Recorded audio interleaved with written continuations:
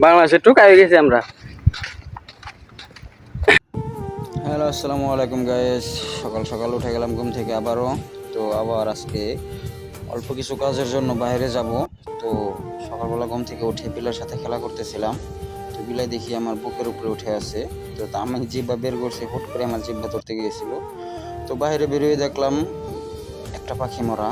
তো পাখিটা মরা দেখে খুবই খারাপ লাগলো। বাইরে যে রোদ, প্রচুর রোদ।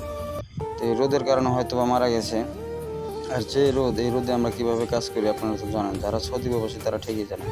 তো হুট করে দেখি আমার কুতুটা পাখি না খেলা করতেছে। তো এই পাখিটার কাজ হলো, মানে পাখিটা মনে হয় কুতুই মারছে মনে হলো। পরে যা আর কি দেখলাম কুতুর বাপ। আপনারা দেখেন, আই ওই যে ওইটার এখন কামড় দিয়ে খাইব অতি কুতু। এই পাখি খাইছেন কে?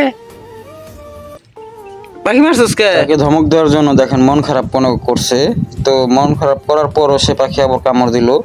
তো এমন ভাব করতেছে লাগে সে কিছু জানেই না। দেখেন কি ভাব, চোখে ঘুম চলে আসছে, হাম পারতেছে।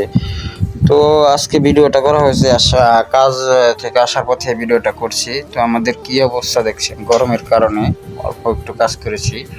দুই ভাই মিলে, আমি আর আমার এক বড় ভাই, আপন ফুফাতো ভাই, দুজন এক লগে থাকি। তার নাম হচ্ছে মোহাম্মদ সাইফুল ইসলাম।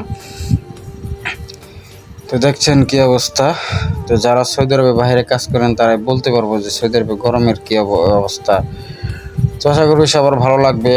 দোয়া করবেন, পাশে থাকবেন সবাই, লাইক কমেন্ট শেয়ার করবেন। ধন্যবাদ সবাই।